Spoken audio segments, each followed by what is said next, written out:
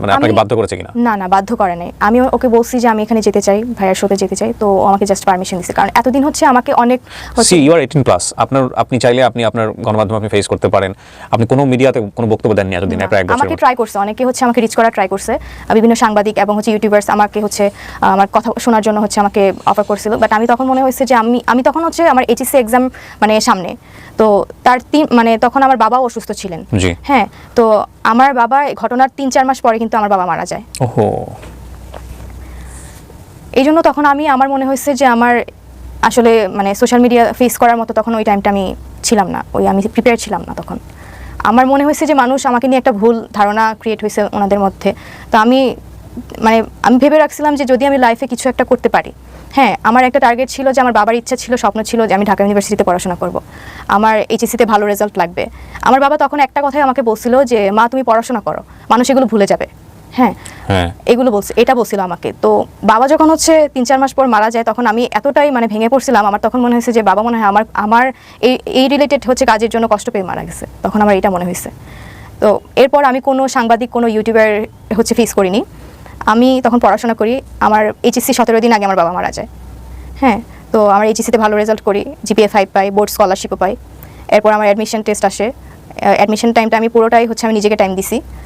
যত social media, যত প্ল্যাটফর্মে হোক, আমার ফ্রেন্ড সার্কেল বলেন, আমার ফ্যামিলি বলেন, আমার রিলেটিভস সবার থেকে দূরে গিয়ে আমি হচ্ছে পড়াশোনা করে ঢাকা ইউনিভার্সিটি সহ রাজশাহী বিশ্ববিদ্যালয়, চট্টগ্রাম বিশ্ববিদ্যালয়, মানে সব জায়গায় ম্যাক্সিমাম আমার চান্স হয়েছে।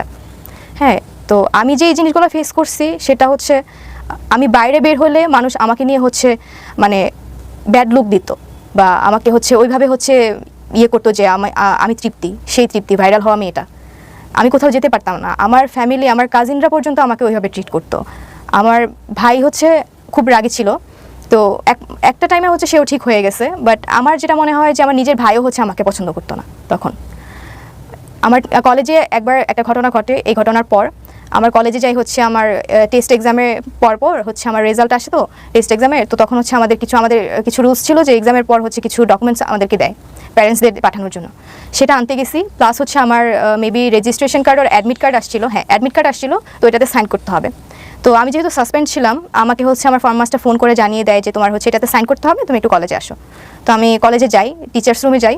তো আমার যে টিচারটা ছিল ফার্মাস্টার, ওনার রুমে আরেকটা টিচার ছিল। স্যার তখন ক্লাস নিতে ছিল, মানে ছিল অন্য একটা রুমে। তো স্যার আমাকে বলে তুমি একটু ওয়েট করো টিচার্স রুমে, আমি আসতেছি। তো আমি তখন হচ্ছে টিচার্স রুমে যাই, আমাকে অন্য একটা টিচার বলে যে এই মেয়ে তুমি বাইরে গিয়ে দাঁড়াও, তুমি ভিতরে আসলে আমার বদনাম হবে। এটা জাস্ট শোনার পর আমি বের হয়ে আমি কান্না করতে করতে, আমি তখন কাকে বলবো, তখন আমার তখন কেউ ছিল না যে আমি কাউকে শেয়ার করবো এই বিষয়গুলো। তো তখন ওই টাইমেই আরেকটা টিচার হচ্ছে আমার সামনে দিয়ে যায়, উনি হচ্ছে আমাদের অ্যাডজুটেন্ট টিচার। উনি আমাকে মাস্ক পরা অবস্থায় চিনে ফেলছে, আমাকে দেখে বলতেছে তুমি তৃপ্তি না? আমি বলছি জি স্যার। বলছে যে বেহায়াপনার একটা শেষ থাকে। তো এই কথাগুলো যখন আমাকে বলছে, আমি লিটারালি তখন কি বলবো, আমি তখন কান্না করে করে আমি কাউকে শেয়ার করতে পারতেছিলাম না যে আমার টিচার্সরা পর্যন্ত আমাকে এরকম কথা বলতেছে, আমার ফ্যামিলি মেম্বার্সরা পর্যন্ত আমাকে এরকমভাবে ট্রিট করতেছে, আমার ফ্রেন্ড সার্কেলের মধ্যে এরকম একটা বিহেভিয়ার চলে আসছে আমাকে নিয়ে।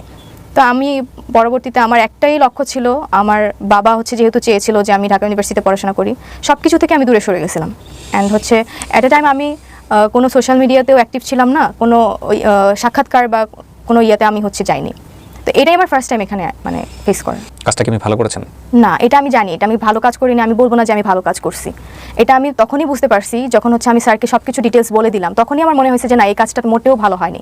এবং আমি আমার ফ্রেন্ডদেরকে তখনই এটা জানাইছি, যখন স্যার আমার সাথে হচ্ছে 18+ কথাবার্তা বলতো বা ওনার ইন্টেনশন ছিল আমার সাথে ইনভলভ হওয়ার, তখনও আমি হচ্ছে আমার ফ্রেন্ডদেরকে জানাই যে এই কাজটা হচ্ছে অতিরিক্ত হয়ে যাচ্ছে। স্যার যখন আমাকে এরকম অফার করতেছে বা এরকম কথা বলতেছে, তখন আমি আমার ফ্রেন্ডদেরকে বলে আমি এটাতে আর বেশি দূর যেতেই চাই না। ঠিক আছে, এটা আমি আমার ফ্রেন্ডদেরকে জানাই রাখছিলাম। অ্যান্ড তারপরে হচ্ছে আমি স্যারের সাথে সব কিছু ক্লিয়ার করি ওই দিন 14 তারিখ। আপনি এতদিন পরে কেন আছে এই বিশেষ করে আমার এই প্ল্যাটফর্মে আসলেন, আমাকে পোক করলেন যে ভাই আমি গল্পটা বলতে চাই, কেন করলেন? এখন হচ্ছে আমি আসছি এই কারণে যে আমাদের প্রায় হচ্ছে এই ঘটনার 1 বছর হয়ে গেছে।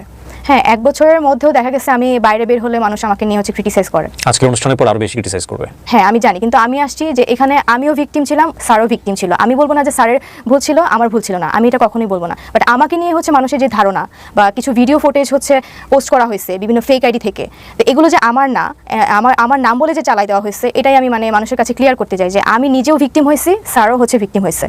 এখন কারো, আমিও তো কারোর বোন, আমিও তো কারোর মেয়ে, এখন তাদের বোনের সাথে যদি এরকম একটা ঘটনা